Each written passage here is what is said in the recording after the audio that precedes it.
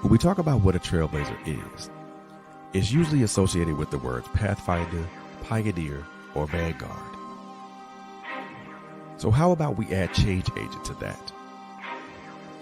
Welcome to Trailblazers Radio, a unique podcast platform that speaks about a myriad of subjects. We are not afraid of opening closed doors, and we always tell it like it is, period. We are accessible on various social media platforms such as YouTube, Facebook, and Instagram. We're also accessible on various streaming audio platforms such as Spotify, Google Podcasts, and so much more. It is our mission to ensure that you are educated, entertained, and edified. And we thank you for tuning in to us. Yo, welcome to this edition of Trailblazer Radio. Thank you so very much for tuning in to us. We thank you. We are very appreciative of you guys tuning in tonight. Tonight is going to be a special episode, and I'm going to call this series Conversations with My Brother.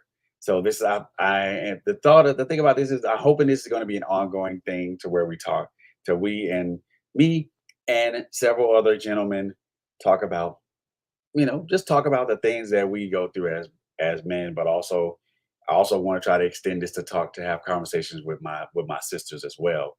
So this is the inaugural episode of that. Hoping this is going to be something that's going to be for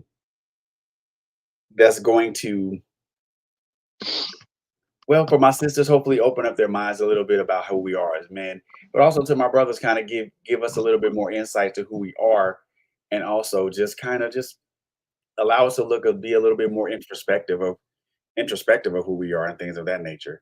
I apologize for not being on camera right now. The area where I do my podcasting is a total mess, so I apologize for that. Did not want to expose anybody to that type of thing, so I apologize for that. So, but as you can see, my brother T Wade the Dragon's in the building. So look, man, we are going to, we're just gonna have a nice little conversation, and we're gonna have a conversation.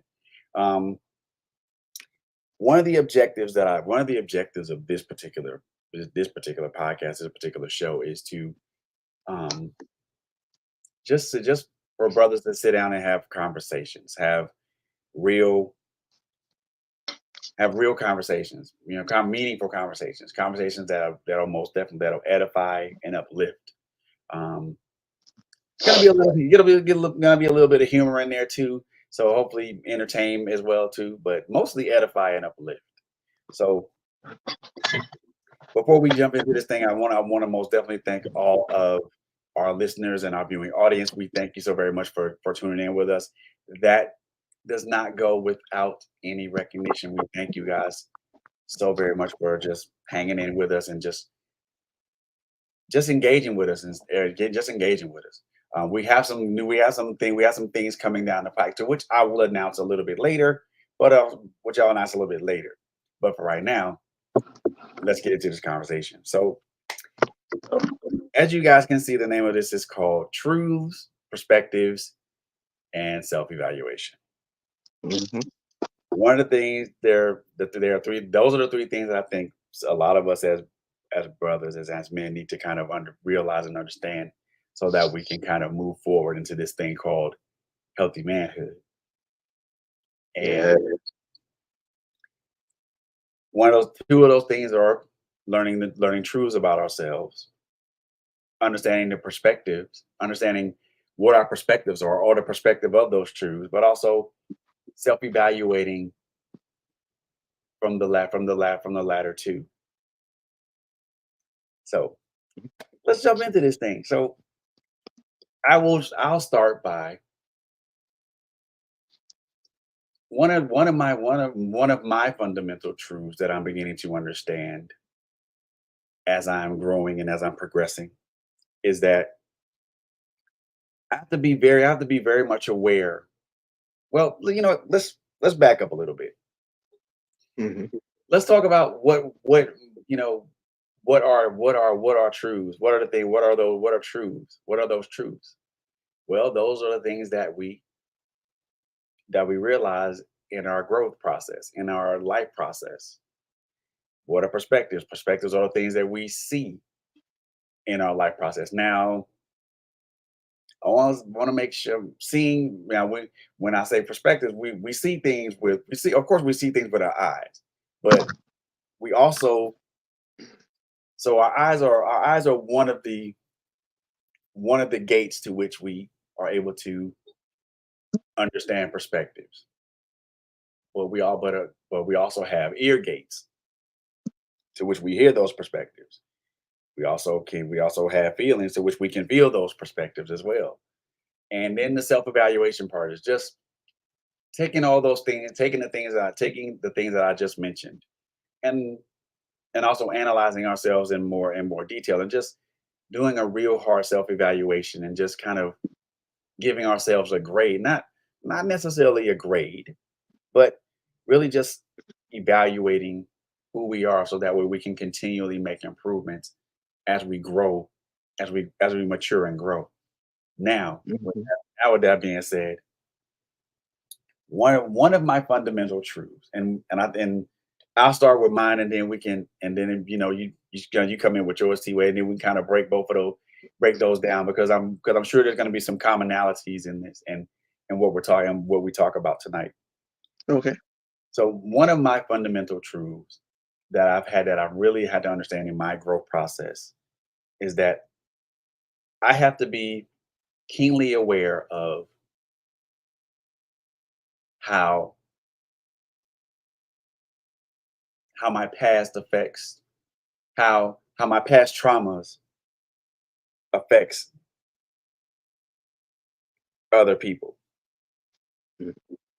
And more importantly, people that I care about, the people that I love, the people that are in my life, people that occupy my orbit. Okay. I have to be very, very cognizant of how my past traumas and past hurts affect those that I care about and that I love, because I have um, inadvertently showered pain and hurt on people that did not deserve it. Oops, and he jumped off there. So what in that particular thing, in that particular truth finding, I've had to learn that what I've the things that I've been through. You hear me? Yeah, I can hear you, brother. Sorry. Went out. Sorry. Ah, you're good, man. You're good. You're good. So I s- I spoke on one of my truths. So Okay. what is one of your truths that you learned as you've been matriculating through this thing we call life? There's so many truths I've learned at my age. I could write a book on all my truths, and it would have to be a series of truths. That's not a bad idea. But anyway, shoot. One of the biggest ones I learned being with my wife Mm, after I got married. I'm pretty much that kind of guy that's very to the point. I see things the way I see them. when I got with her, she showed me that there is a gray area because I'm one of those men I see. Well, I won't say men, but people. I'm one of those people who sees things in black and white. Like I used to anyway. And, there was no gray area in anything. And when she said it to me, I'm like, I listen. I don't know what you're talking about. Gray. I don't even know what that is. Like it's either Wow. this or it's that. There's no. What are you talking about? Gray. And she had to break. She literally had to break it down to me. Which I mean, some people out there be like, "Really? You didn't think there was a gray area?" I didn't. Like I'm like, okay, it either is or it isn't. What do you mean gray? Mm, So she had to teach. I had to learn that. I had to learn that everything is not always black and white. Sometimes there is that gray area, and you have to consider that gray area because, as you've said, it affects other people. It's about. It's not just about me. It's about other people as well. yeah, So man. yeah, That great. that was a huge one for me. I'll even go as far as to say I knew that there were give and takes to things, but yeah, at the end of the day, for me, I just considered myself correct in saying there's black and white. I had to be taught that. I had to learn, and I learned from my wife, and I don't have a problem with learning from her either. So, I mean, it was a good thing to learn. It was a good thing. That was huge for me, especially dealing with her. I don't even want to say dealing, but being with her, I had to learn that there are gray areas. There Ooh, are. boy. You have to consider those because you can't, especially like in relationships, especially with marriage, you can't go into a relationship, even friendship, thinking everything's black and white. You may end up learning the hard way. Everything is not just Mhm. black and white. Some things do have a gray area. Mm. And in several shades of it. Several shades. Now see, I'm still learning. Several You shades bring it up of it. several shades. Yeah, there are. There are. The circumstance dictates what it is. So if you don't, every situation is not the same, No.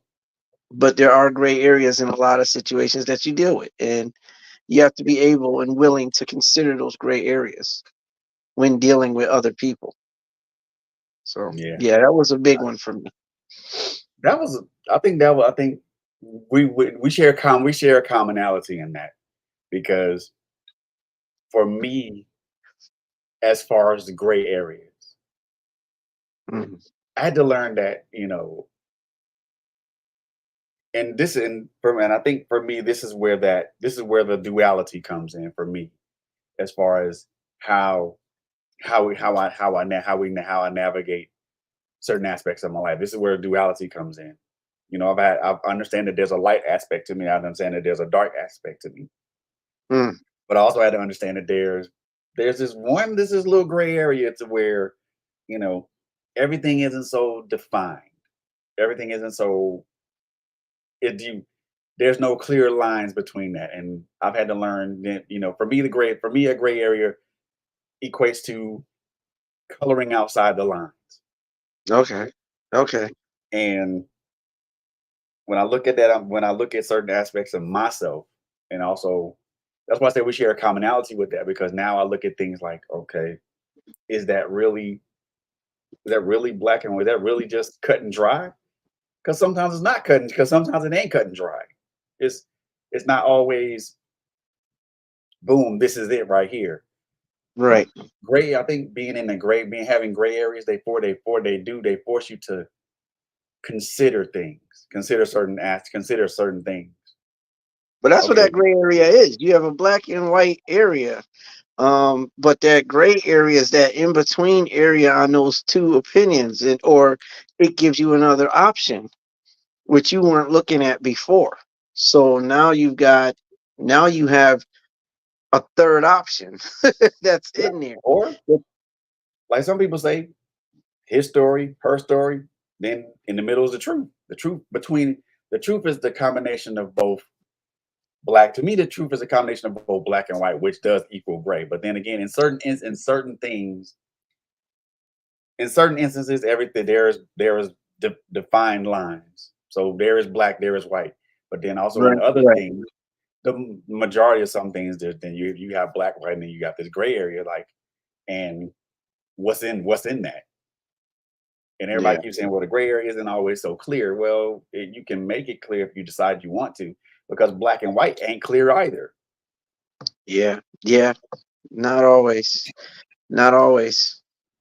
And it's funny you brought out the different shades of gray because we don't, it, it, this can actually be 50 shades of gray. Like It can be. there's things in there like I mean, she was adamant about that when she first said it to me. Like there's not just your opinion, there's not just my opinion, but there's a gray area. Like just because you think something should be a particular way, you need to consider what's going on. You need to consider there may be a reason for certain things. I'm seeing it as it is, so I'm seeing it in black. Like this is it, you Yeah. know. And Uh, she's seeing something different, and she's like, "You can't do that." That everything's not black and white, Anthony. I'm like, "Oh my goodness, here we go, but we but here we we do go." have to be aware of that though, of because sometimes we are sometimes, and again, there's another commonality here. Sometimes I believe that we think our opinions supersede others, Yeah, or our thought yeah, processes are the thought processes that everybody should adapt because, well, we think it's right. Well, that's not the case, because there's a lot of people in this world. Matter of fact, several billion people in this world. I don't know the exact number, but I know there's a great many people in this world, and everybody, and out of all these great many people, there's a great many opinions. there are, there are, there are. I'm looking at it and I'm saying to myself, okay, well, we have a lot of opinions. But when I'm talking, I'm and that then you and I had talked on this earlier, but it's a thing where okay, I'm looking at it and I'm looking at it from what I consider to be a logical point, Hmm. a logical point of view. So when I'm speaking, I'm like, this is logical to me. This is logical. And like I told you, I went as far as to let my wife know, like I can't get with something that's illogical to me. If it doesn't make sense, if it's not logical, I can't just ride with it. Now, some people can bypass it and be like, okay, well, it's whatever. Right. I can't do that all the time. I can't just join the bandwagon. Now, there's some things that like she'll want to do. I might not want to do them per se. So, okay, or I might not be involved because it's like, okay, well, what this is does not make sense to me. Like, you want me to be okay with it, but I'm not okay with it because it doesn't make logical sense to me to be able to to get to dive in. So, but then on the flip side, it's not just the T Wade show.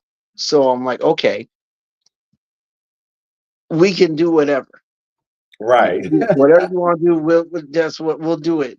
But in my head, maybe even physically, it's showing on my body, and I'm like, I'm just not. It's whatever. I'm doing it because I'm trying to play fair. But don't expect me to be all happy go lucky with it because that's not where my head is at. To me, this is illogical. See, It's illogical. and And that upsets, and then I've done that, and that has upset her because it's like, well, why can't you just? I can't. It's against my. I'm letting you get there into you this go. endeavor. I'm allowing us to just do, and I'm not saying it in a commanding way when I say allow. But my thing is I'm gonna let it go. Like whatever you want to do with this is what we'll do because you want to do this. I'm on board to do it, but that doesn't mean I have to like what I'm getting involved in because it doesn't make sense to me. So I'm not gonna act and pretend and talk like it's okay and it makes sense to me because it doesn't. Well, So we ran into that issue quite a few times in the past. Like it's like I can't get with something that doesn't make sense to me. If I can't jive with it, I can't be all in. Something that if it went the moment it doesn't make sense, or the moment you're not gonna put yourself in it. Yeah, And I think sometimes when we look at something you know that doesn't make sense to us, and we make those faces, I'm like, how the hell could that possibly even make sense, or how does that even work? yeah, You know, yeah. it's What is this about? exactly. And you're like, what the hell? I mean, how did that make sense? Or better yet, how did that even work in that instance? And then you scratch your head like, geez, I mean, whatever they did to get it to work, I mean, damn, I'm glad, but I wouldn't have done it that way. I wouldn't have done it that way. Mm-mm. Now, see, the funny thing about it is that what makes me feel bad half the time about it is the fact that when the shoe is on the other foot, I don't Mm, get that response from her. You know what I mean? So there are some people out there that know how to just let it be. You know what I mean? Like, okay, I don't want to do this, or I don't want to get involved with this, or I don't want to be a part of this, whatever. But I'm gonna do this because you want to do this. And then when they do it, they actually appear to be involved. Like they actually wanted to do, and I'm looking at them, and in my head I'm like, well, you didn't want to do that, you didn't want to be bothered with it, but you're acting like it's all good, so I guess it was all good, wasn't it?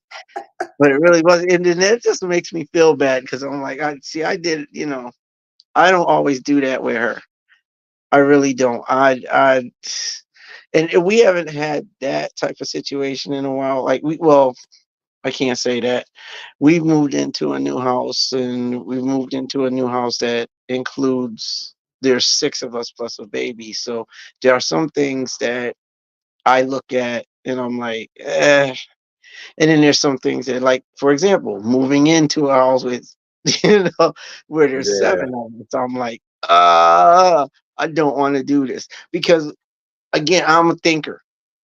right, It's what so when you offer up a proposition, now I'm gonna think on it, or my mind's gonna go, and it's right. gonna be, how is this beneficial? Is this beneficial? And in a lot of ways, moving into the situation I moved into, it's beneficial in certain ways. But I'm looking at other situations, I'm like, not so beneficial. So I'm like, I don't know that I want to do this. So I'm doing it because it may be logical on one end, but not the other. See, there's that gray area. There's, it's logical in some instances, but not in others. So, you know what? I'm going to fly with this for now. I'm going to fly with it, do what I got to do.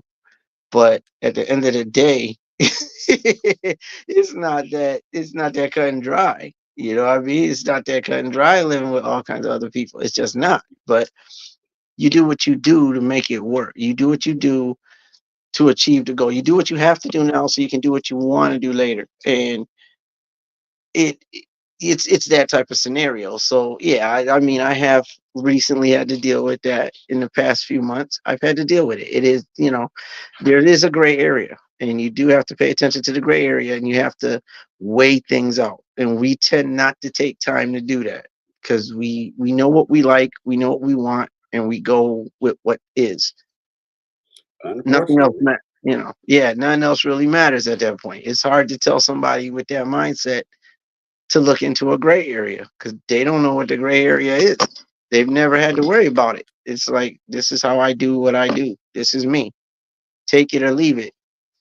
But but those with an open mind will look into the gray area. They'll consider the gray area. You know what I mean? Because there is a gray area, especially when dealing with other people. There's a gray area. yeah, it is. Hmm. So so I think how important do you think it is for us as men to realize what our truths are? I mean, how important do you think that is? It's very important. It's very important. You can't worry about knowing anybody else's truths, and you don't know your own. You can't help anybody else with their truths, and you're not 100% sure on what your truth is. Like, you can't lead, and you don't know what your truths are. You can't teach. You don't know what truths are. You can't direct somebody else to be truthful, and be within their truth, recognize what their truths are if you haven't taken time to do the same.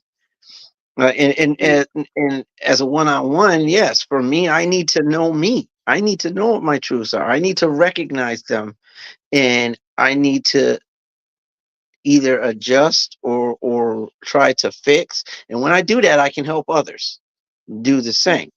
But it's we're not we didn't come into this world perfect, and we're not going to leave it perfect, but we're supposed to strive for perfection. Right. And, Right.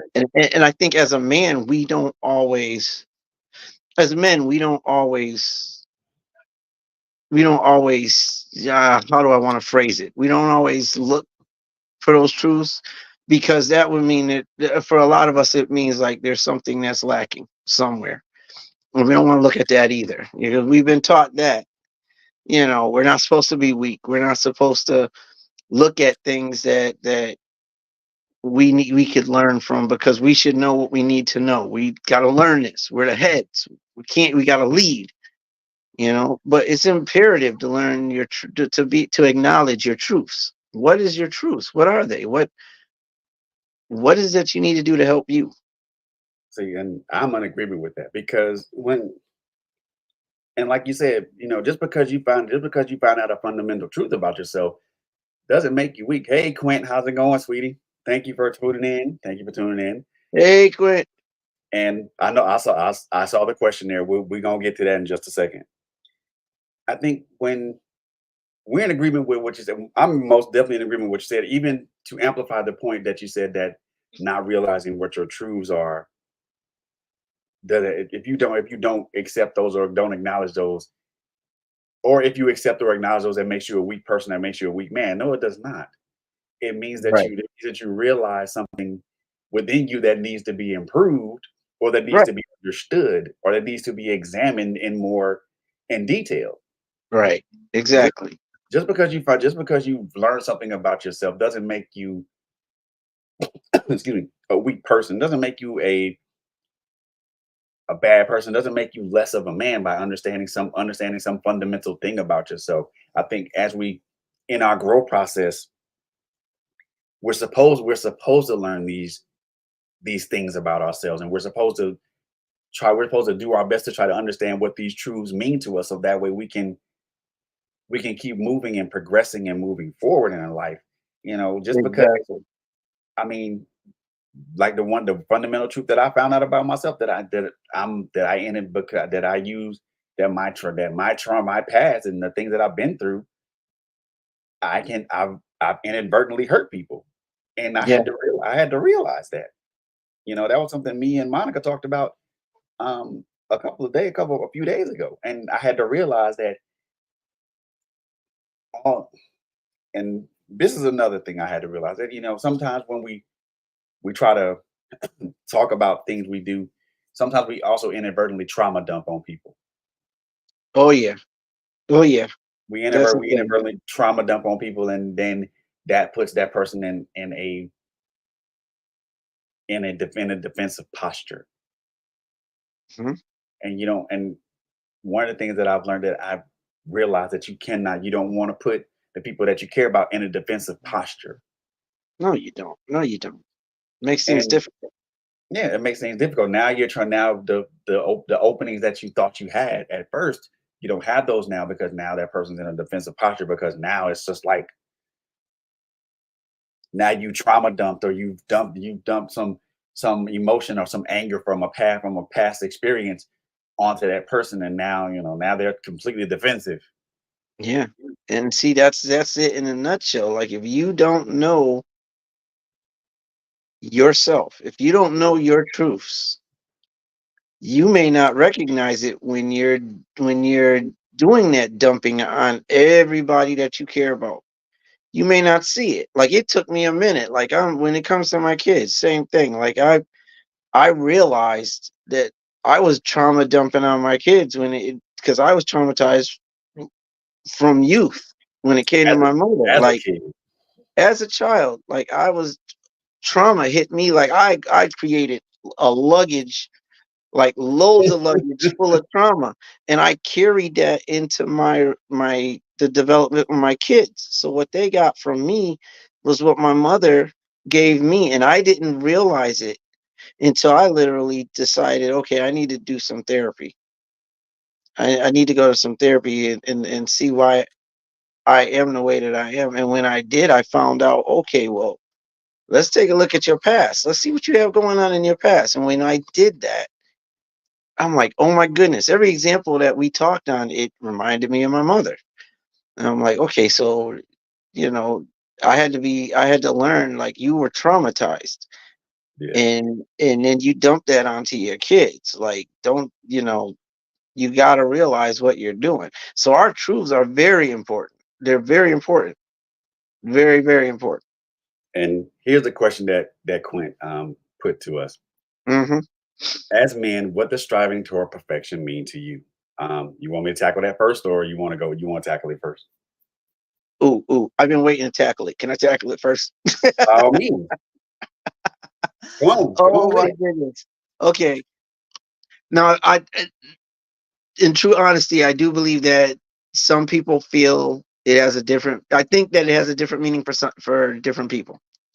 But as far as I go, for me, striving, like, it's for me, it's biblical because I'm a churchy. I've gone to church. I'm a Christian. Um, I ain't always right, but okay.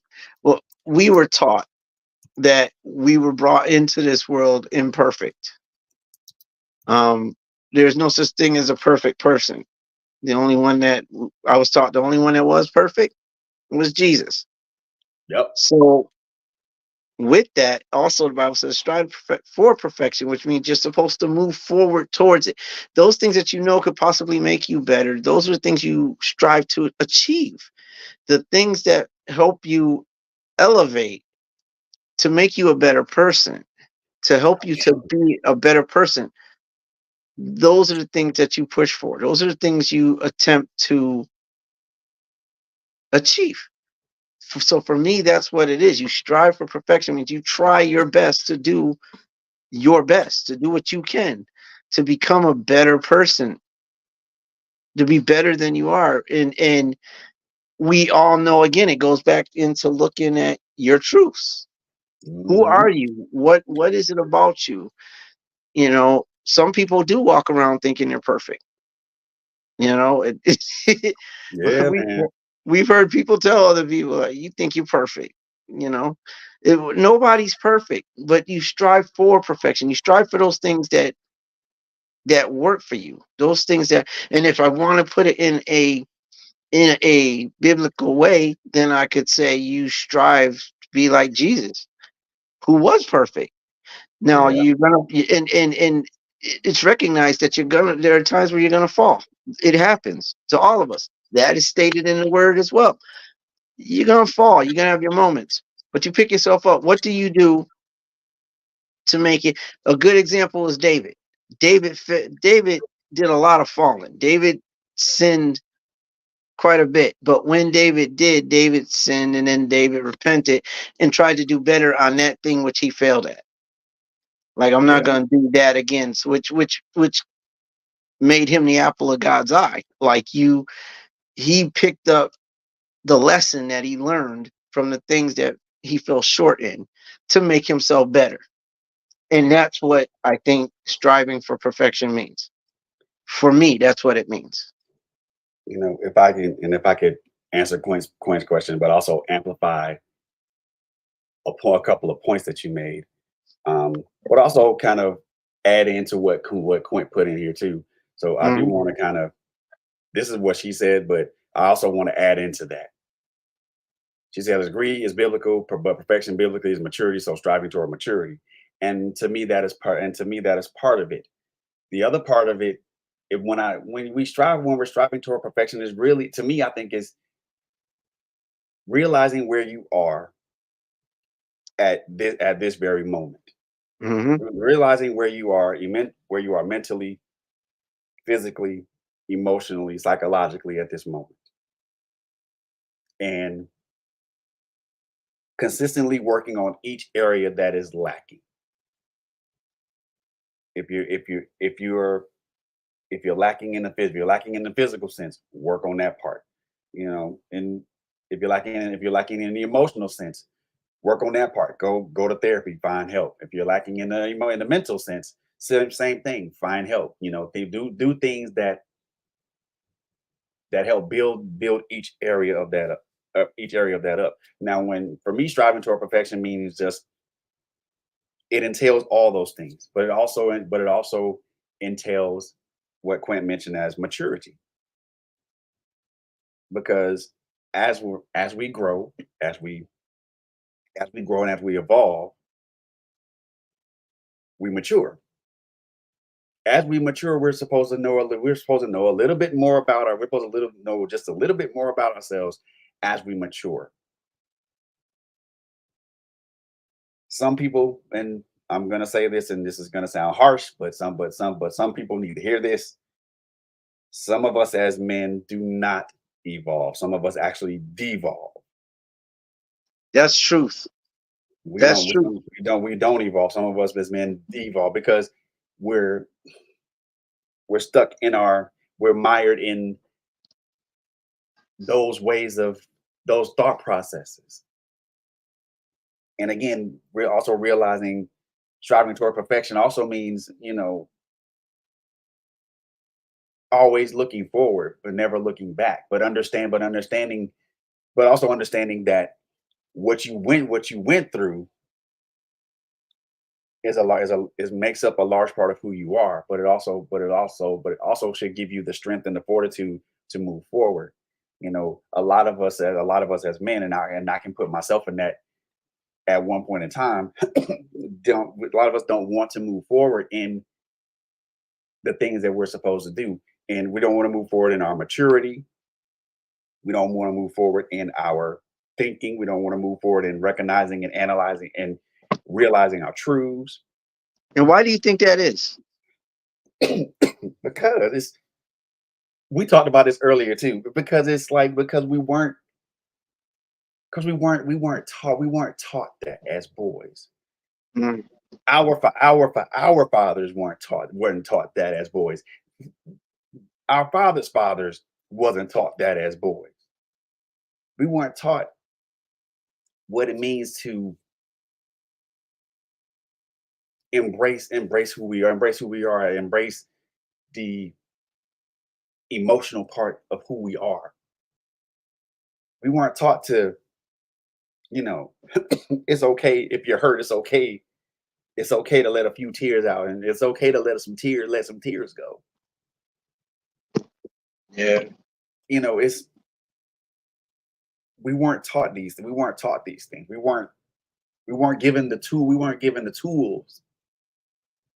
Excuse me. We weren't given the tools to move in that, to move in those things. And then later on in life, when certain situations come up that require us to respond with emotion and empathy, we can't do it because we lack it, because Right. we were never taught it. We were never given that tool and the tool to use. And excuse me, we all have, like I said, I learned all this stuff at 19 years old when my firstborn kid when my kid was born. I experienced all of those things. I experienced a lot of a lot of emotions all at one time. Happiness and sadness were emotions that I was happiness was an emotion that I always kind of relegated to know what it was. But you know, I think other emotions such as dejection and defeat and all those other. I mean, those are things that we experience as kids too. But we were taught that, you know, hold your head up high, and don't cry because you lost. Well, well, shit. We lost because it hurt. It hurt. And the best example that I can give, I was 13 years old. We were playing baseball. We were playing as all stars, and we were playing with the right to go to the Junior League World Series. I think it was in Bangor, Maine at the time. And We played all the way up to the state tournament, and we steamrolled everybody. But then when we got to the state tournament, we lost the first game in the tournament, in the not state tournament, but the regional tournament, and we lost the first game. We played. We won the rest of those games, and then got to the championship game of that regional tournament, and we lost. We played a hard fought game. We played our hearts out, and we lost. Every last one of us on that team shed tears, bro. Every last one of us shed tears on that team. We all No cried, doubt. lost. Yeah, no doubt. And we thought, and a lot of us we thought that was the end of the damn world. It wasn't, but it was the end of our journey at that point in time. And one of those things, I mean, I don't know. I mean, for me, we weren't taught that. We weren't taught that as kids. And then as adults, we have to play catch up and learn all these things and try to quote unquote figure it out, so to say, so per se. You know, the another best example for me, I thought was like, for me, as far as like understanding certain emotions and things of that nature, was when my father's mother died, my grandmother, my paternal grandmother. You know, the moment that I saw that it was a finality thing for my father, when I saw him bury his face in his hands, and I was upset with myself because I couldn't get to him, because I couldn't reach him. Because in my heart, in my mind, in my heart, I thought that at that time that was his weakest moment, and he needed his son to console him. When and I felt really bad, and I told him, man, I was really bad because I couldn't reach you. I couldn't console you at that point where you needed to be consoled. And everybody, and this is the other thing. It's this new generation of men and women who look at stuff like this, who look at stuff as guys like you and I, older gentlemen, who are now becoming to be coming to our emotions and understand what our emotions are and what they mean to us, and how they can help us, and also as well as how they can also hinder and hurt us. Yeah. You know, and they hear the newer generation of men and these guys and gals say, well, if you show emotion, that's gay, or better, if you sassy, if some other all this other stupid arc. Oh my god, I hate that. I really Yeah. do hate that, because Yeah. what's wrong with a dude? What's wrong with a dude? Okay, what's wrong with a dude recognizing his truths and then realizing that those truths are painful and shedding a few tears? What's wrong with that?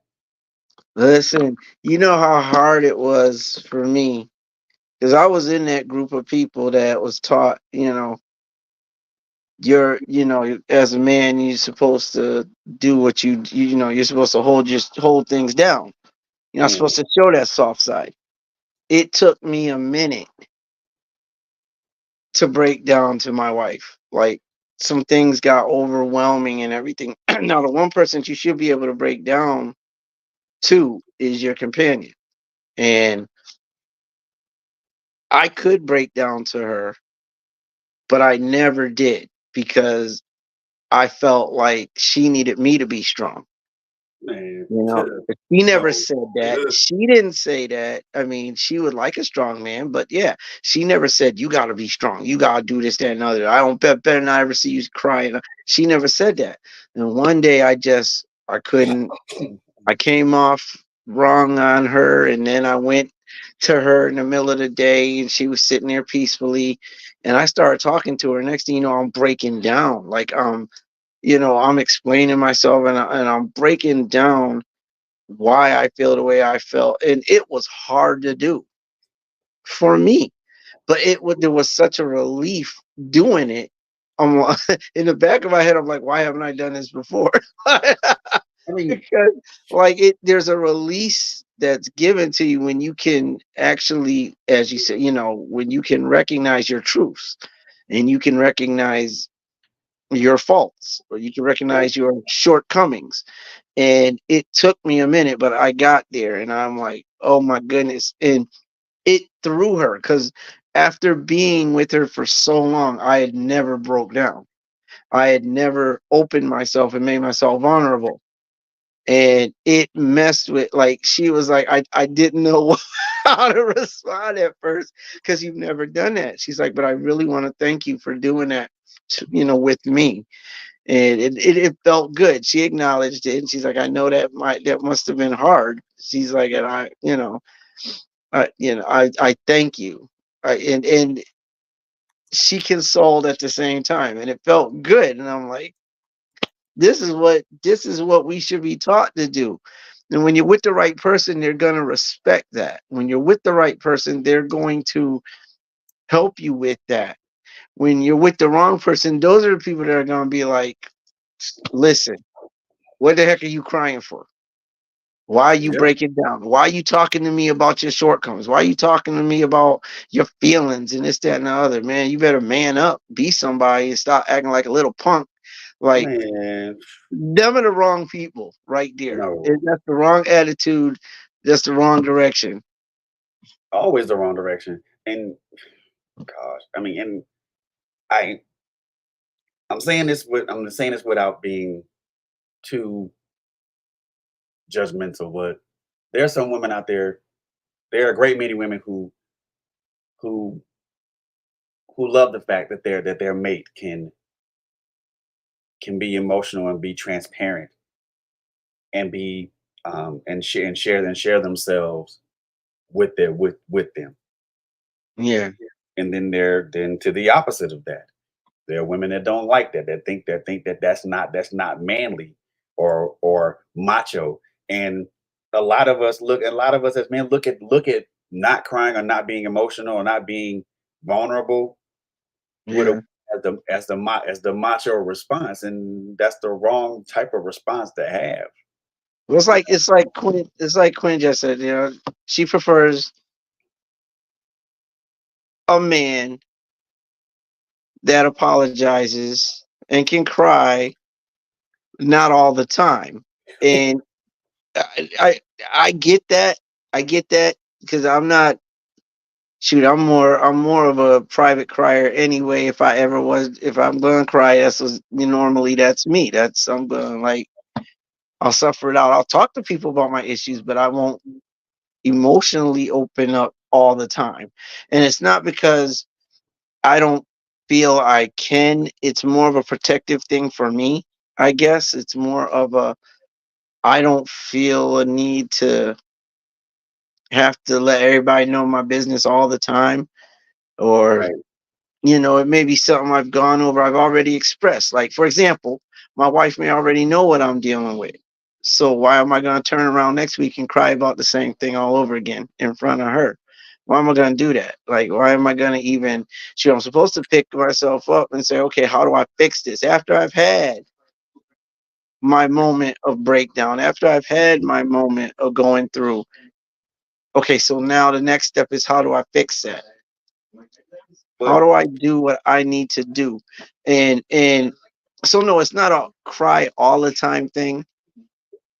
It's not that. It's not a I gotta always show my emotions all the time because it's right, not conducive to do. right.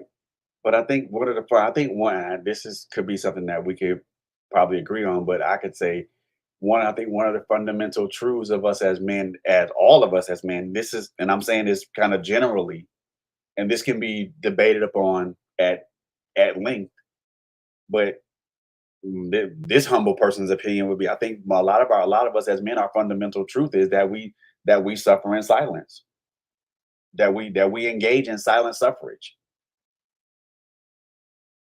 And I mean, I know I have. I mean, for I the have to, and it sounds sad when you it does, said it.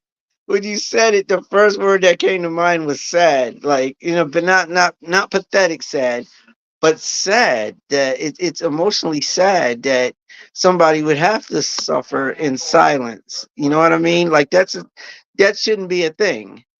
Like, because a No, lot of times we need people. A lot of times you're gonna need people that are there to help you through. So it's to me that becomes a sad thing. You know what I true. mean? Yeah. I mean, I get it. I mean, and prior to you and Kai coming on, we talked about. I had a show about that silent suffrage, and I can say a lot of us as men and women, um, but I'll say this more directed to us as men. I think a lot of us do suffer in silence. And the simple Yeah, we fact of it do. is that we feel that nobody's going to be able to understand what our situation is or understand where we're coming from, or may not care about the fact that we're vulnerable. And that's going to lead us to like one of the other thing that I want to talk about is, you know, perspectives. How do we see things? How do we look at things? How do we view things in our lives? For me, perspectives is not it's a word. Perspective is a word that has one meaning, has one meaning in the dictionary. But if I can expound on that meaning, for me, it's more than just what's seen or what's heard. It's also what's felt. Because, like I mentioned before, um, there are several gates that can be accessed to from by us and by other people. We have our eyes, which are gates. We have our ears, which are gates to which we hear, and we also have our heart and our soul, which is another gate that people can access through words, through our ear gates, and through our eye gates. But also, we're also moved by our things that we go through traumatically in our Right. past can alter our perspective. Um, I'll ask this question and I'll answer it first. What? How important is it for us to look at perspectives as men? How important is that? I'll say it's vitally important because, again, perspectives are the things that we are not just the things that we see. It's also the things that we hear. It's also the things that we take in, and also the things that we feel. So our perspectives are shaped by a great many factors. One of those factors is emotional trauma, emotional trauma. And I won't even say emotional trauma, but also with experiences, the experiences that we've been through, traumatic experience, traumatic or not. Those experiences shape how we view how shape our perspective on how we view the world at large. It also shapes how we view the people around us, the people that share our orbit. If we've been through something, that's gonna alter our perspective, and it's gonna put us in a it's gonna let us see it's gonna make us see things in a negative light, in a negative way, and gonna have a negative outlook and perspective on what it is that we see. Now perspectives can change Okay. through the course of time, and also through the advent of maturity. But That's true. when but when someone has been through so much, and they've endured so much, and they've taken in so much, and either they've either piled it away, or they pitched a tent and built a house in it. That Mm. perspective tends to be rock solid, and sometimes there's no moving in that perspective. There are some gentlemen that have a very, very hard perspective or outlook on life. There are some gentlemen who are in the mid whose perspective is in the middle. There's other men who have have a great perspective on life because of what they've done as far as doing the work is concerned, doing the behind the scenes shadow work is Right, right, concerned, right. you know. And I'll defer that question to you. As men, as men, why perspective? Why is perspective important?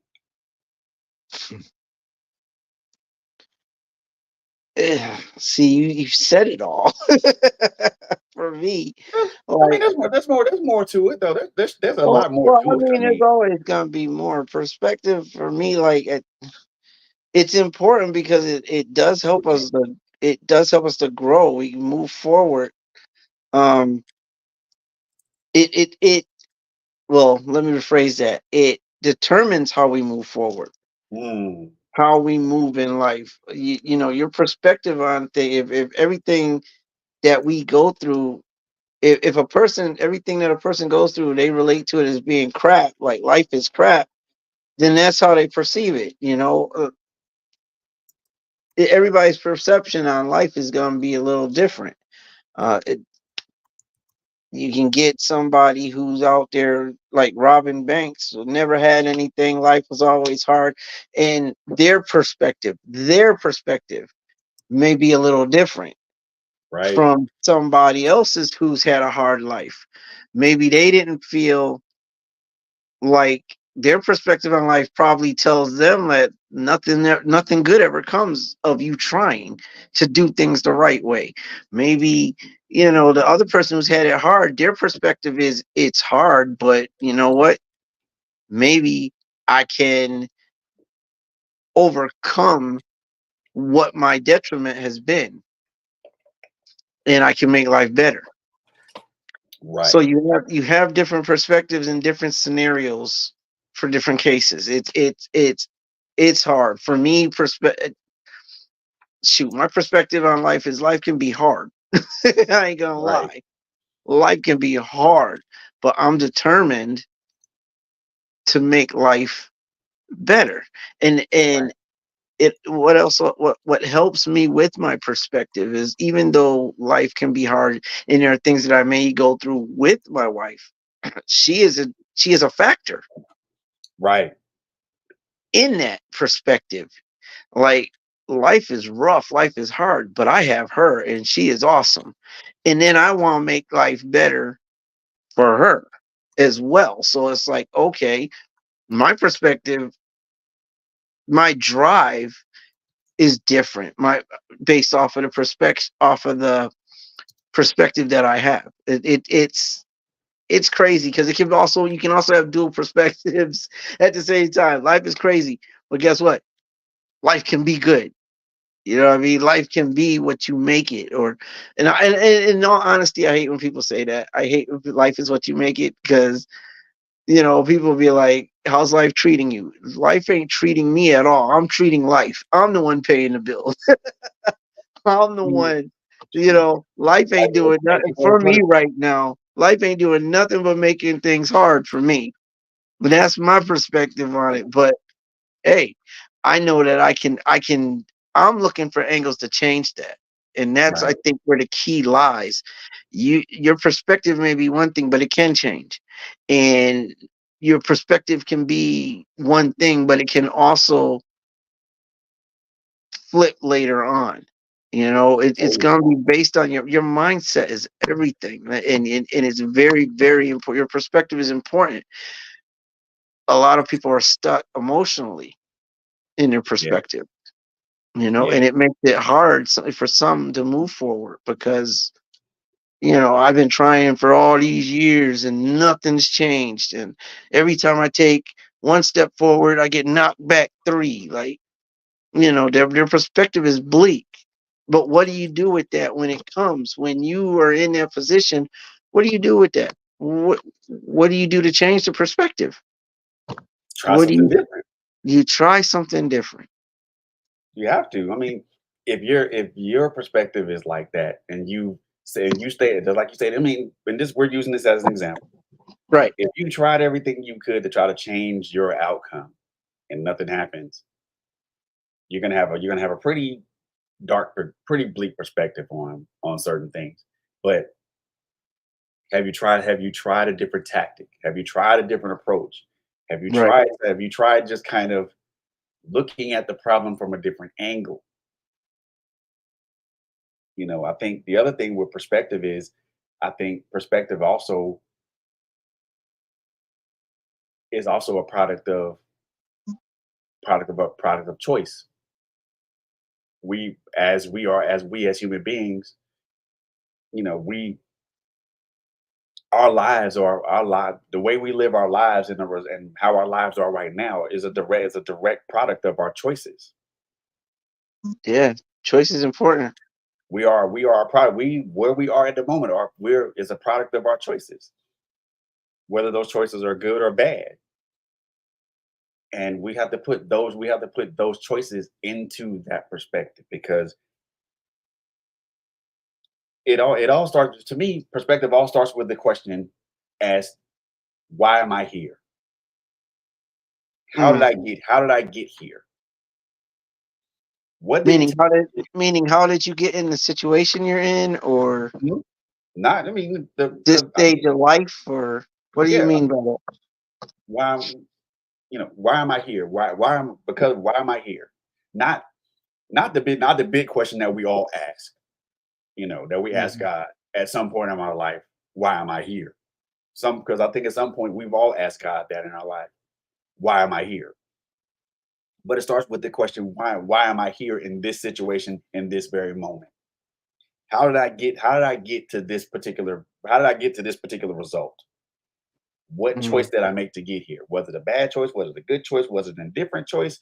Was it was it a choice that was clear, that was thought out? Or was it something that was a choice that was hasty? Or was it something that I just, did at a blink of an eye without giving it any type of cognizant thought?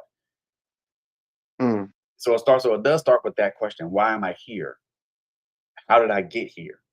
And what can I do? What can I do to change whatever outcome I have currently? Because I think perspective also can be equated to outcome. Well, What it you is know, your outcome, your perspective. Well, it all depends on what you do with the perspective. true. So you have the perspective, then you have, well, what do I do with the perspective I have, and then you have the outcome of that. Yeah. So you And need to think on what it is, that what is your perspective? What is your perspective? Like, okay, look, that's where you start. What is my perspective on life right now? It's crap. Okay, well, what am I yep, going to do about that? Okay, well, this is what I probably should. Well, actually, you need to ask yourself, why is it crap? Once you know what your perspective is, then ask why that perspective lies where it is. And once you know that, then mhm, you're like, okay, so how can I fix this perspective? Or how can I change this?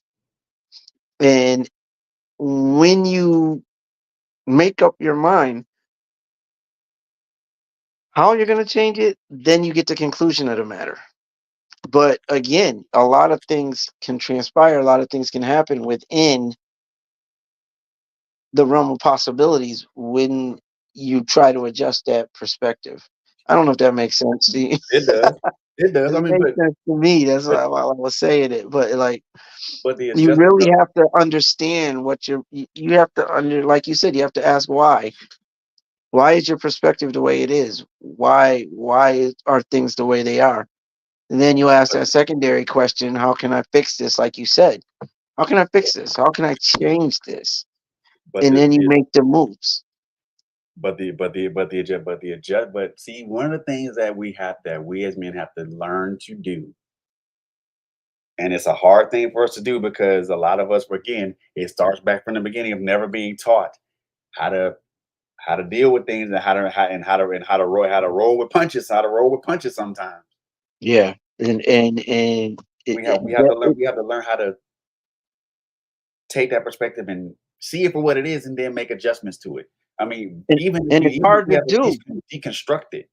Right. And it's hard to do when you're older. Like Oh, yes, it is you know, very much you hard know to how do they when you're say, older. yeah, it's like they try to say you can't teach an old dog new tricks. Well, I mean you can teach an old dog new tricks. However, a lot of the old dogs don't want to learn new tricks because they're comfortable. At this point, at Yeah. that point, they're comfortable where they're at, and it's hard to learn new things.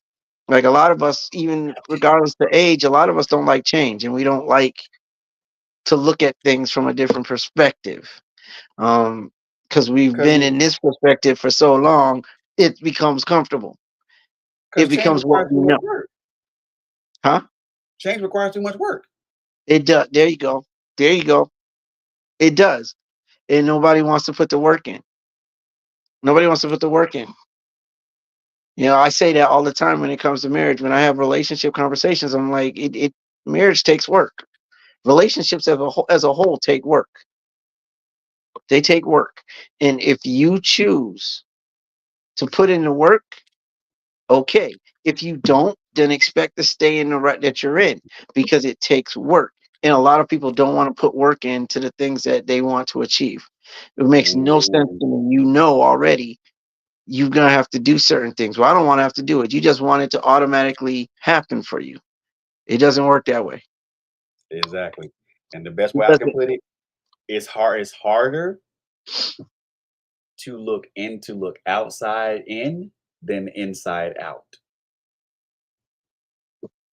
And the reason I say that is it's harder to look out. If you're on the outside looking Mm, in, you don't got a lot of you don't have a great view of that because you only can see what's directly in front of you. Now, if you're looking on the outside, yeah. if you're on the inside looking out, it's a, See, I you like got that. I like that. I like that. you have a greater view of things. Yeah.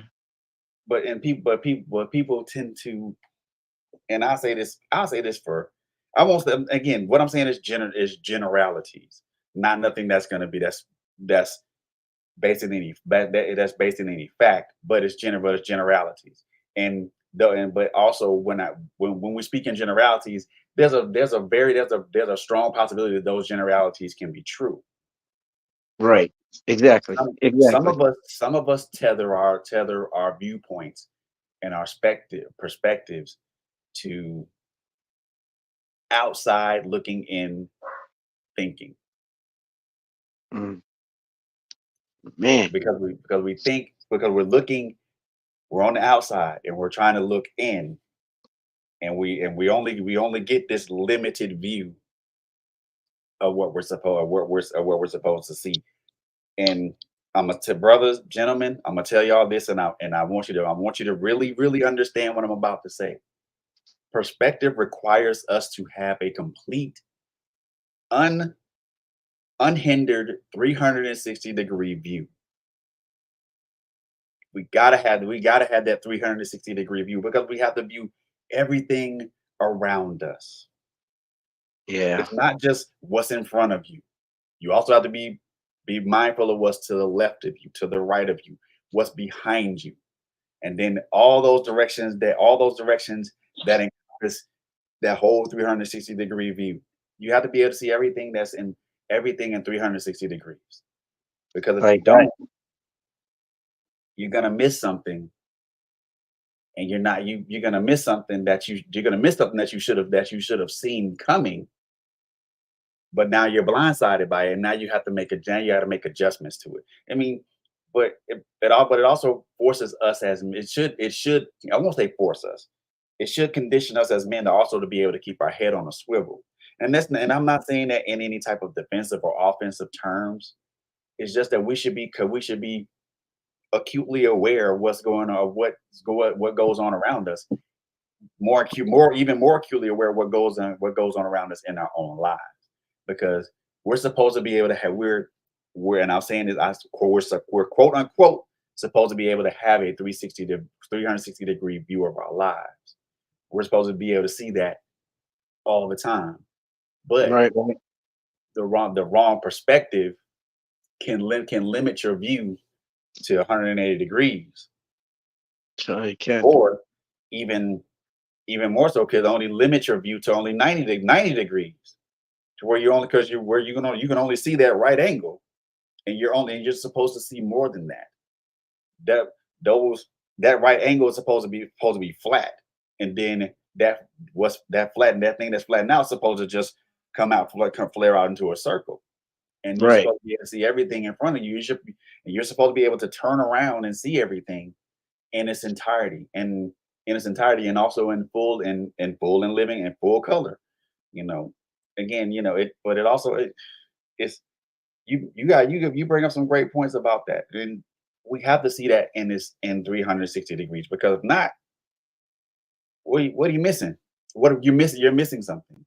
And the way life moves now, the way life moves now, I think Ferris Bueller said it best in the movie. Life moves pretty fast.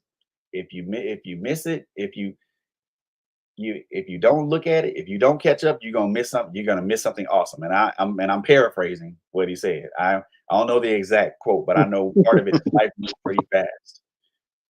Yeah.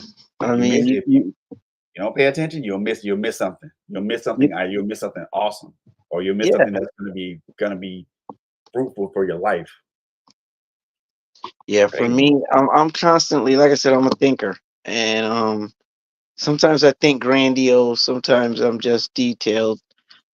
Not always when I'm supposed to be. I'm not always grandiose when I'm supposed to be, and I'm not always detailed when I'm supposed to be. But I do have those elements of thought in me, and I think often and all the time. And for me, I'm always looking at what life is for me and what I need it to be. And I'm trying to figure, okay, well, what can I do to make it what I need it to be? Regardless of what it is now. I like to deal with things in the moment. I like to, so right now, my perspective on life is if I say it's rough, okay, so I want to deal with what's making it rough right now. It becomes a momentary thing. I want to know what's making it. It's not a lifelong thing, because I don't necessarily want to sit there looking in the past.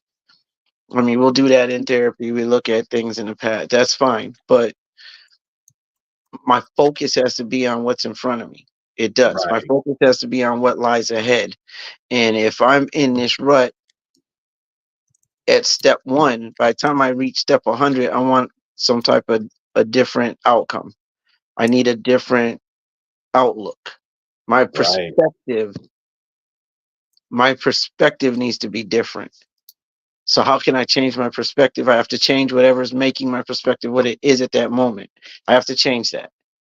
And just Hmm. sitting around thinking about it doesn't always work. I mean, it never Yeah. works. Because like we've said, you got to put the work in to Yeah. change You the got to. perspective. I mean, what's the use in saying that you want to change something, and then you don't put the fire to the forge. Exactly. Exactly. But again, that's where a lot of us men fall short. We don't want to put the work in. A lot of men don't want to put the work in. Even after they've looked at their truths, even after they've dissected their perspective, they don't want to put the work in to do what needs to be done. Mm, It's the same thing as a guy going out to the garage.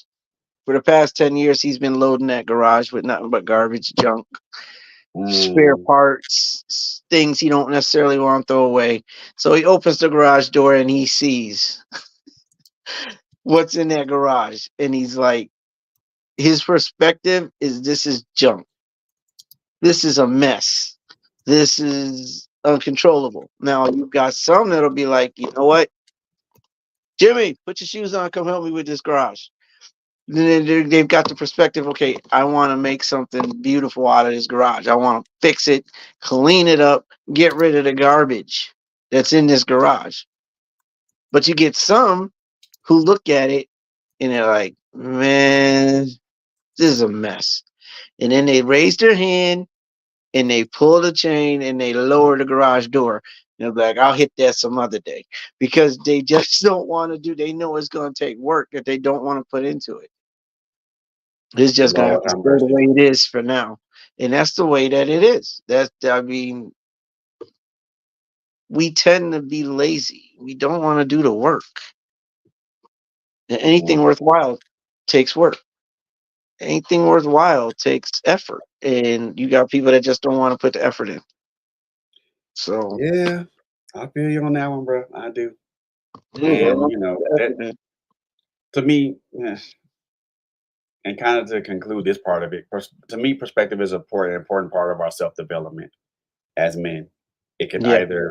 either be a driving force or a hindrance, and it can be, and it can and will be if we look at it in either way. If it's a driving force, it's going to be a driving force for good for our betterment. But if we look at it as a hindrance, then we're gonna find ourselves stymied and handicapped because we lack something, And see, and for me, perspective is it's a thought process. It's a oh overview yeah, of what you think. So the narrative. Change the narrative. If you break down the perspective. Okay, now this is what it is. How do I change that? That's where the work comes in. yeah. After you've seen what it is that needs work. Now, what do you do to fix it? What do you do to fix it? The only answer I have is to put in the work to fix it. Hmm. You got to put the work in. If you're not going to put the work in, it's a void. It's a void thought, void conversation. Yeah, it is. It But then, is. but then we talk about the last thing we're gonna talk about self evaluation. Okay. What is that? Well, it simply put is the evaluation of self. That's simply put. Just simply put, it's the evaluation of self. But what does self evaluation entail? Mm, It entails analytics. It entails thought processes. It entails a lot of things. Self evaluation is a multi layered thing. It's a very multi layered thing. And when we look at self evaluation, we look, I a lot of people look at that. Well, I used to look at it in a very very negative light because now it's just like because I thought self evaluation because I thought well, I thought evaluation was just somebody pointing out all the negative stuff and all the negative things that I had that I got, and never the negative things that I got going on, or the negative aspects of me in a job or whatever, and no one never pointing out the positive things. But then I was wrong. Evaluation is evaluation is a combines both, but it also provides positive, also provides effective feedback from both both the evaluator and the evaluee. Now, self evaluation is again, simply put, the evaluation of self, and it entails the same things as someone evaluating you. You look at the positive aspects of yourself. You look at the negative aspects of yourself, and you compare and you contrast, and you talk to you speak to the positive aspects of yourself. Those are the good things. Those are the good things about you, about us that make us these great, wonderful, uh, and great make us these great people. But then you talk about the bad parts of yourself. These are things that make you that don't make you that make you a not so great person, and mm, makes you more of a contentious person, or someone who may not be always approachable, or may not be always communicative, always someone that doesn't always want to communicate. And then you take the good and you take the bad, and you don't mix them all together. But you work on both parts of it. You continue to work on the good, continue to to push and keep working towards the good, but then you also work on the bad stuff.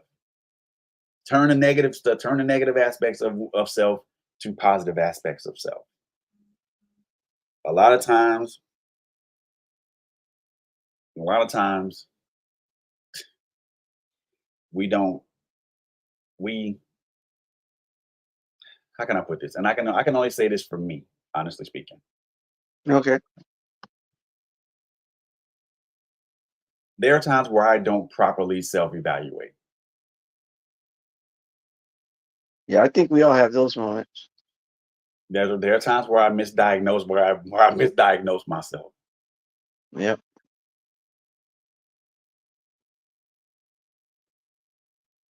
Yep. I mean, it's the same for me. Like and the funny thing is, I agree. I believe that we're all our own worst critic, good or bad. Um, and for me personally, I always self-evaluate, and I've been told I tend to be hard on myself. But As you should. self-evaluation, it's breaking down, like you said, the positive and the negative. It's breaking it down. It's self-evaluation is looking at both sides of the spectrum. Um, a lot. So we do tend to look at the negative, and I believe it's what you said, which is basically we've been conditioned. I believe I'm a manager. I've been a manager of 3 different restaurants, and it's like when we had to do evaluations, like that word strikes fear in people. Like it's not a, oh boy, I get an evaluation. It's never that. It's like It you're makes people walking cringe. you're walking that funeral march towards the office, and so I feel like in a way we've been conditioned with that word. But evaluating yourself is just taking a look at yourself when you're doing it for yourself. It look at yourself. What do you think of yourself? What are your shoot? You can throw goals in there. What are your goals? What is it that you feel you can improve on? What is it that you feel you're great at? Like you said, look at every aspect of the spectrum and figure out who you are. Self-evaluating it should help you to understand and see who you are for you. Yeah. It should. And if it doesn't, then you're not doing it right. Something's Nope. wrong. Because you should Nope. dissect. You should look at everything. Look at you. Who are you? Who are you? What What are is you? Yeah, exactly. Like what are you doing? What do you want to do? Why are you not doing it? Or are you doing too much of what you think you're doing? Like self-evaluate. By the time you're done, you should be able to answer certain questions concerning yourself, who you are. But Right. I do believe we are our own worst critics, and I also believe that word evaluation does add a negative stigmatism to it. It has a negative stigmatism added to it. It's so a lot of people don't want to do it. You know what I mean? Or they don't put the effort in. They don't see things the way they should. They don't analyze things the way they ought to because they don't want to put. Half of us don't want to see, especially as men. We don't want to see where we've fallen short. But how about One how can because but one how can because one improve? a lot of men think that there's nothing wrong with them. Two, because they don't want to see the negative, and three, there are those who see the negative and don't want to put the effort in to change it. It's like How can love one me the way improve? I am, or don't love me at all. I don't care. Man, stop. You know what I mean? That's what that's the outlook on thing. And I mean, at some point, you gotta self analyze yourself. You do. At some point, you have to look at yourself. If things are not going right, the first thing I'm going to do is, well, where did I fall short? If I'm going to have that perspective that I'm going to look at, okay, so life is crap. What's going on in life that I'm looking at it as crap? What's going on? Is it me? Is there something that I'm not doing? There's something, that's not quite right? I need to know. What have I done? Let me look back. Let me look back and see what steps I took that weren't necessarily conducive for my goals. From Yeah. my perspective, for a positive perspective, how do I get a positive perspective, Yeah. especially after carrying a negative perspective for so long? You know what I Yeah. mean? Good And point, bro. life can knock you on your behind. Life can send you in a world spin. It can really jack you up, and your perspective can really be bad, and that's understandable. Um, because we face it every day. We do. We face it. Some days are good, some days are not. We got a lot going on right now, especially Mhm. politically. We got a lot going on. Don't know where this country's gonna end up. What's gonna happen? Um, and on top of that, we got life going on outside of that, and it's like, okay, what do we do? What's gonna happen? What am I? What can I do? And you have to look at self. You have to take care of self. Be ready for self. Handle what's in front of you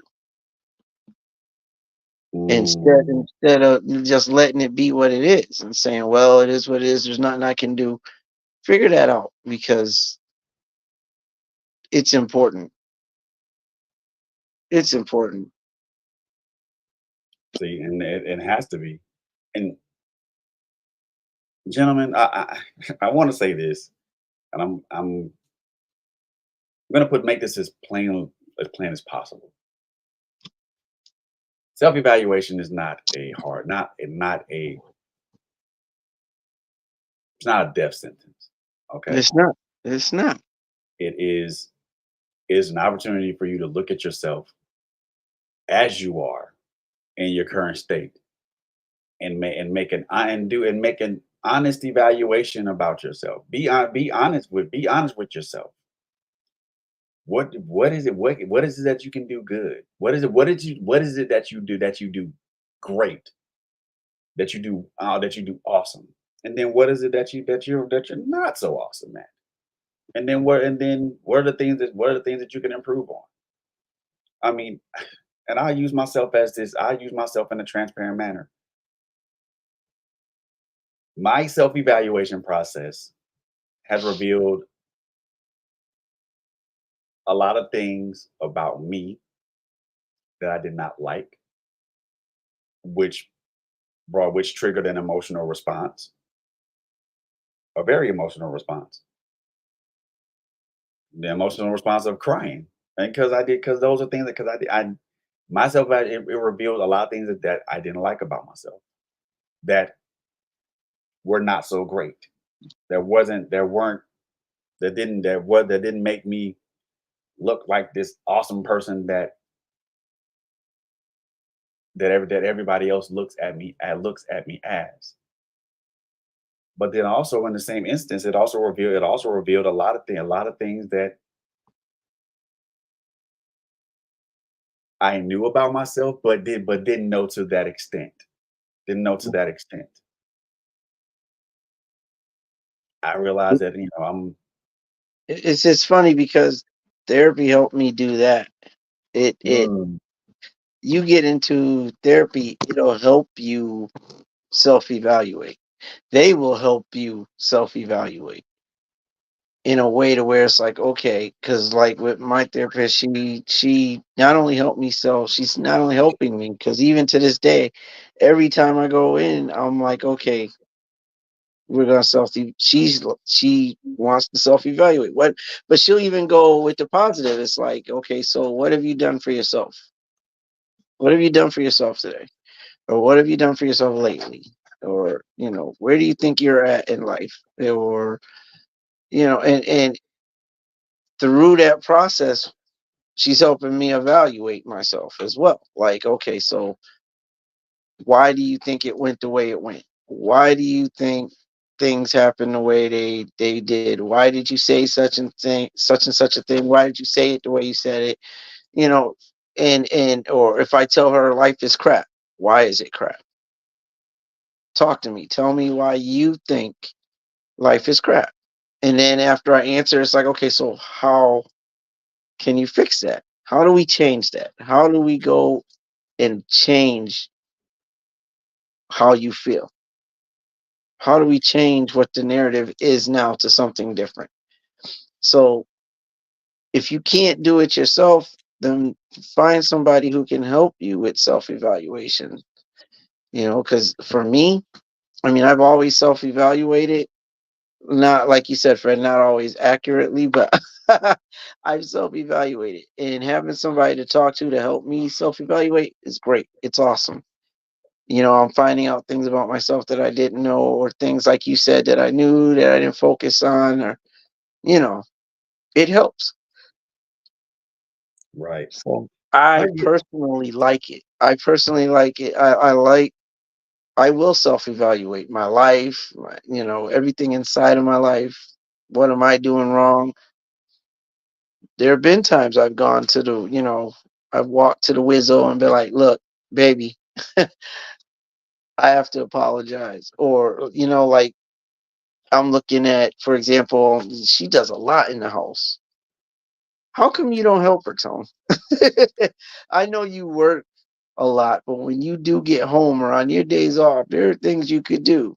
And at one point, I had to apologize. Like, I'm sorry, I've been falling short. I had to evaluate myself, and I did that at work. So when I got Mm, home, here's the apology because, like, you deserve one because you bust your behind here. And I couldn't ask for better. I couldn't ask for anything more from you, and I ain't been helping. So I can't even lay claim to we did this and we did that because we didn't do nothing. You did. You know what I mean? So I had to evaluate myself at work to get to that point. And that's just one example of, self evaluation, but yeah. I it mean, helped. we got to. I mean, it's again for me. It revealed so many things about who I was as a who I am as a person. Not who I was, but who I am as a person. Yeah. It showed me the things going through that process was a enlightening. It was an enlightening process, but it was also a painful process. Um, Mm. but I look at it more. But even through the painful parts of the process, it was still enlightening for me because I was able to see. Because I'm able to see those parts of me that need to be kind of walled off and have a put and have a under construction sign put right there because those parts need to be worked upon. And then the parts that are good, they just need to be cleaned up and spit shined. So that way they shine even more. But they require maintenance. They require that regular maintenance. I think we all have that. And, I think we all, to some degree, we're all there. We're all there with you. You know what I mean? Like, there's plenty of spit shining that needs to be done on my stuff. There's plenty of fixing, rerouting, redoing, rebuilding. There's a lot. Um, you can, to sum it up for me, you can have a perspective, but that perspective can be changed. Mm. You just have to want to put the work in. It's I think maybe that's what they meant when they said, yeah, when they said life is what you make it. You don't have to stay stuck in that perspective.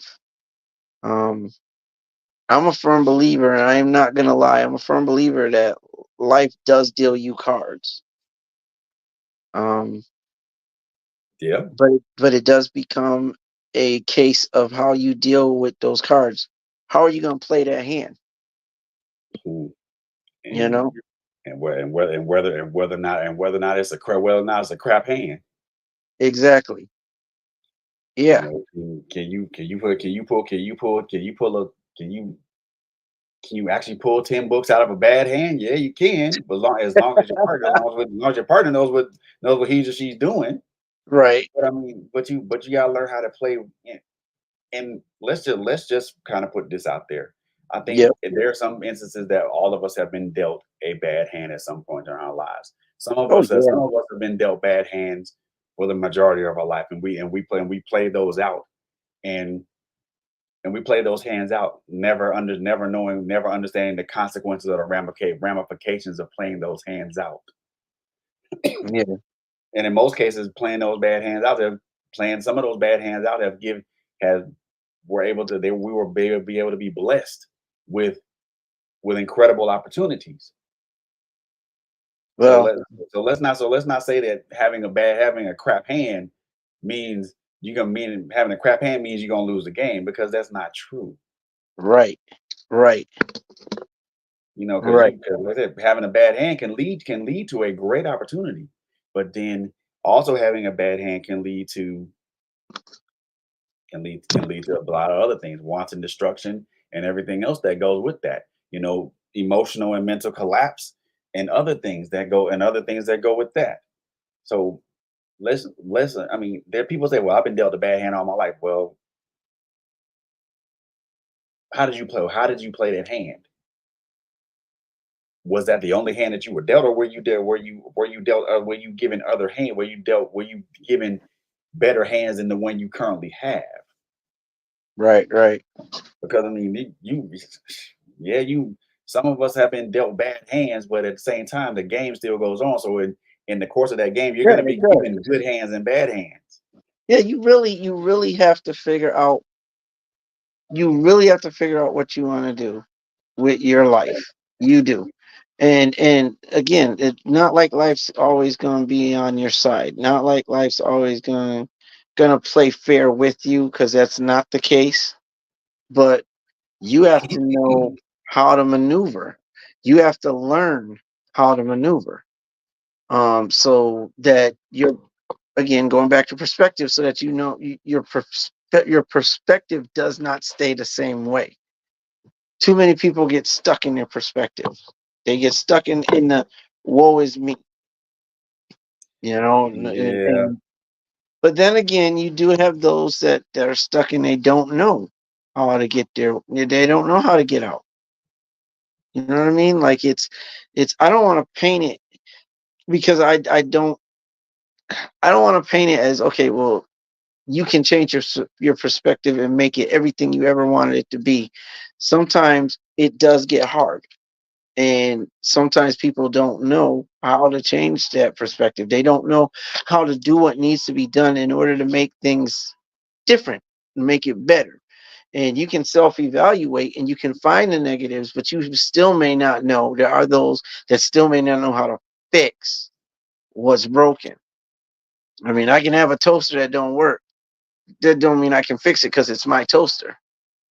Man, just because I've had it for a few years doesn't mean I know how to fix that toaster.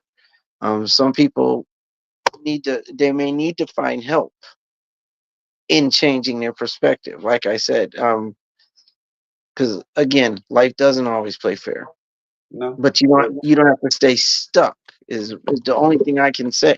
You don't have to stay stuck. You can figure something out. Change the narrative. Do something different. As you said, Fred, you do something different. You don't like the perspective. Do something different. If what you're doing isn't working, then change the narrative, change the perspective, change your story. change your approach, change how you There do you things. go. Yeah, because you got to try something different to get a different result. Because, as they say, that's the definition of insanity, is doing the same thing over and over again. Like, you can't, And if getting it the doesn't same work. result. Yeah, if it doesn't work, why do you keep doing it? If it don't Why fit, keep doing don't it? quit. When you can change the narrative, you can change the perspective on it, then that's what you should try to do. Because if you don't, then you're stuck in the perspective that you've already become familiar with. So Hmm. you have to try to change the narrative. Otherwise, you're stuck.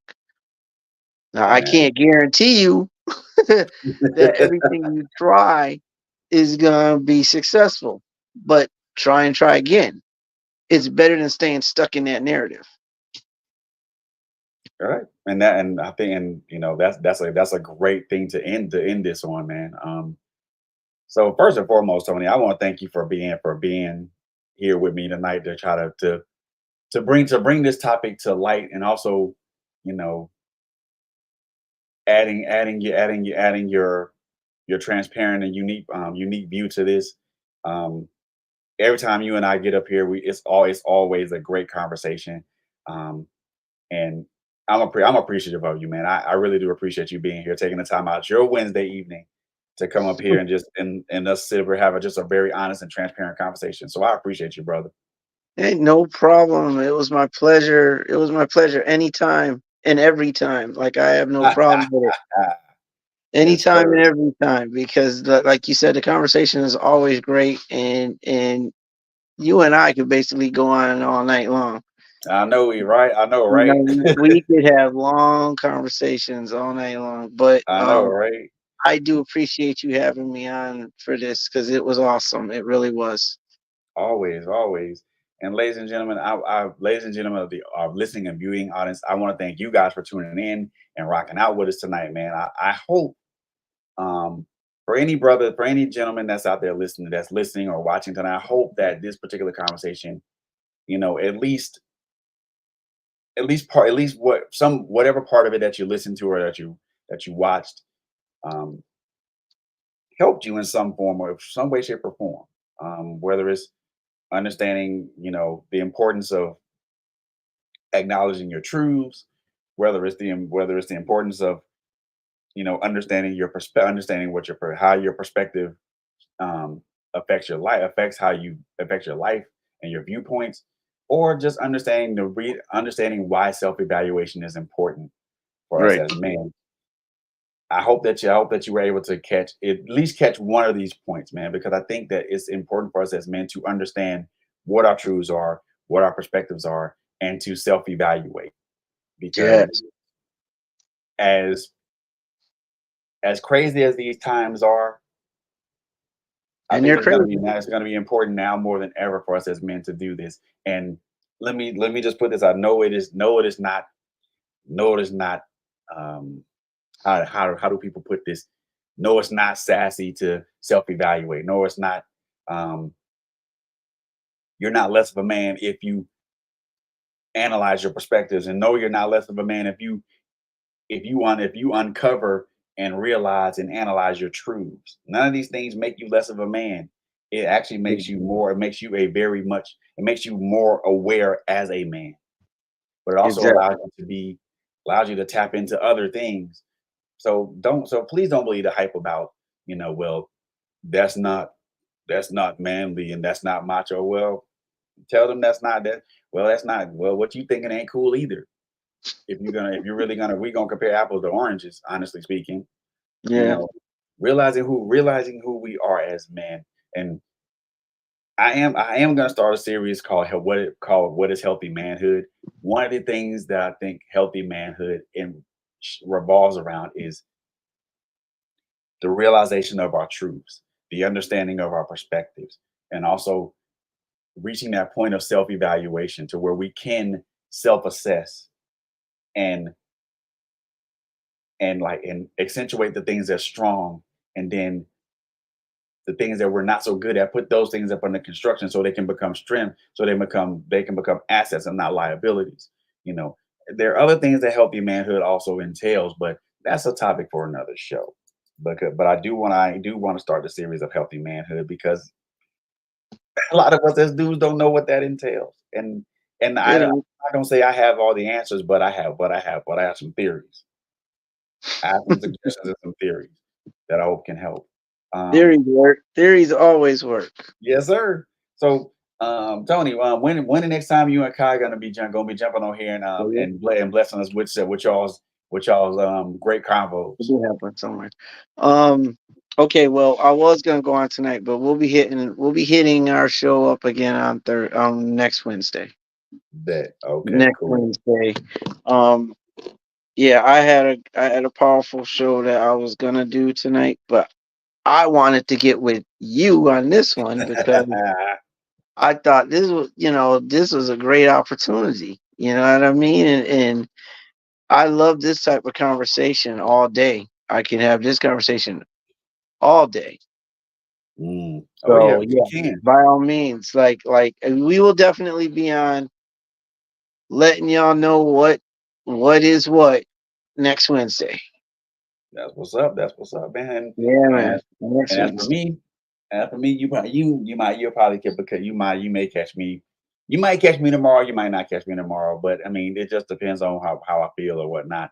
And then, as you guys know, LSG's been making some change because of our schedule. She's making some changes to when she comes on and comes on in the air. If you guys missed Monday's show, Power Hour, last Monday evening, you missed a very powerful show. And just to let you guys know, there's going to be, if you're in the Michigan area, there's going to be a powerful event going on in the Michigan area. Make sure you guys tap in with LHG and Andrew Griffin to know to get the details of that event, because that's going to be a very great event. It's going to be also be a life-changing event. Bring your children from ages 12. I think it's for kids from ages 12 to 21. Matter of fact, let me see if I can find that post and see see if I can get some more pertinent information on that, so that way you guys know what's coming. Let me find that post real quick, because I do want to give more details of it. Mm. So here, where'd it go? Where'd it go? Where'd it go? Where'd it go? Where'd it go? It's here somewhere. I'm scrolling. I'm sorry. I am scrolling. I am definitely scrolling. Fine. There we go. Here we go. So if you guys are in the Detroit area, this is August 17th at 3:30 p.m. This is for kids ages 12 to 21. Andrew Griffin's going to be there. Latanya Harris Gooden is going to be there. Leslie Stevenson's there. Levante Johnson. Oh, and so many more.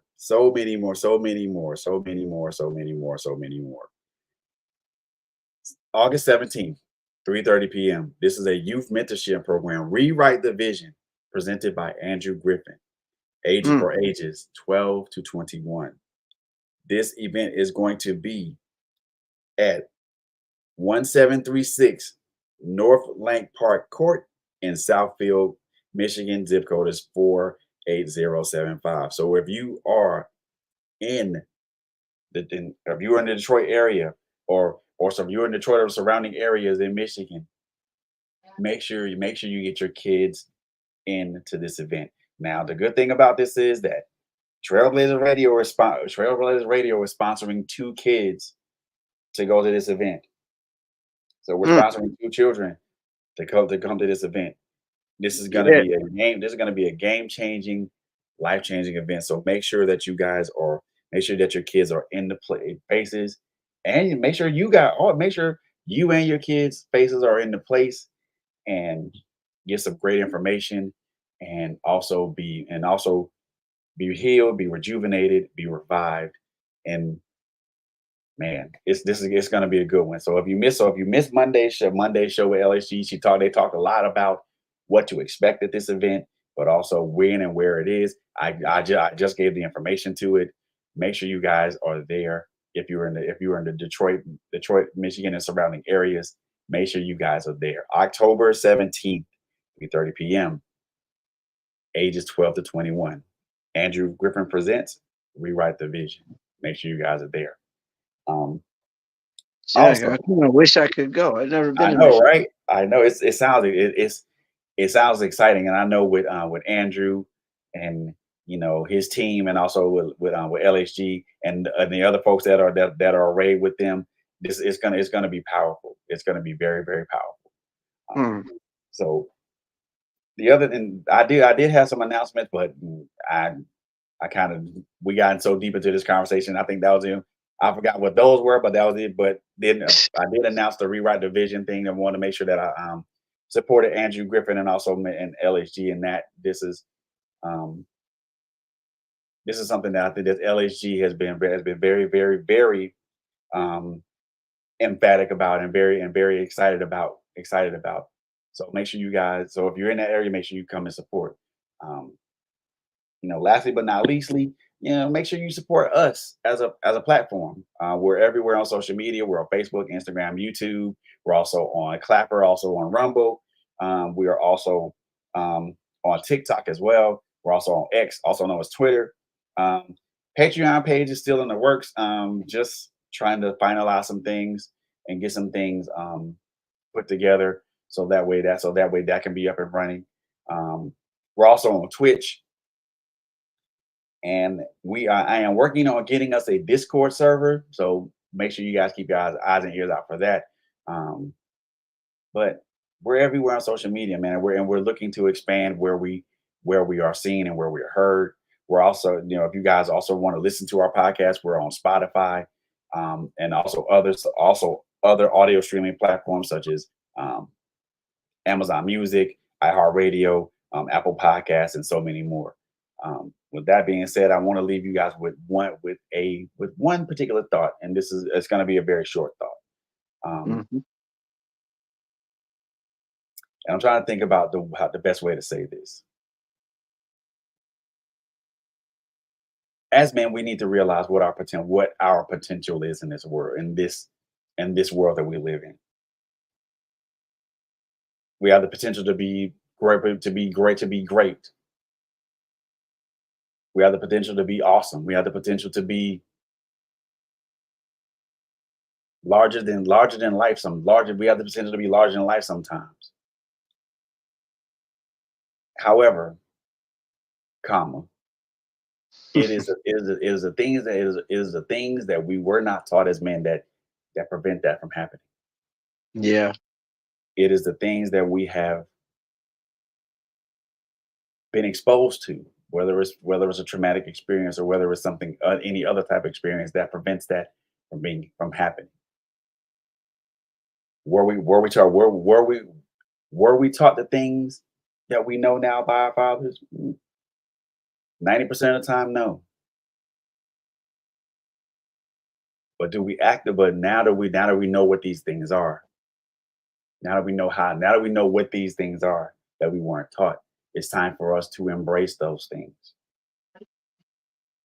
It's time for us to embrace our emotions and understand what those mean for us. Understand what they are to us. Understand that they can help us better understand who we are. It's time for us to acknowledge that being transparent and being vulnerable isn't a crime. It's time for us as men to understand that self-evaluation isn't a death sentence. That understanding your truths and understanding what your perspective isn't something that makes you less than. Mm-hmm. All these things make us better men. Not only does it make us better men, it also makes us better fathers, makes us better sons, makes us better role models to those who look up to us as such. But hey, it's just a thought. It's just a thought. It's just a thought. You guys do with it as you will. On that Many note, of the great things that we've witnessed in our lives have started with just a thought. Yes, sir. There you go. All it takes is one thought. One thought. And on that note, me and my brother Tony T. Wade are gonna bid you guys a good night and a good evening. And we want you guys, as I always say when I conclude these podcasts, number one, take care of each other. Number two, love on each other. Number three, it's a crazy, crazy world out here, and it's getting crazier by the moment. So please, above all things, y'all, please be safe out there. Please be safe out there. We love y'all to life. We love y'all to live, and we love y'all, and there ain't nothing you can do about it. So on that note, we are gonna bid you guys adieu, and I'm gonna take you home with this song by Mukhtar Dash called "Therapy," a song that I love so much that you guys are gonna hear it again. So we love y'all. We'll talk to y'all again. Peace. Peace.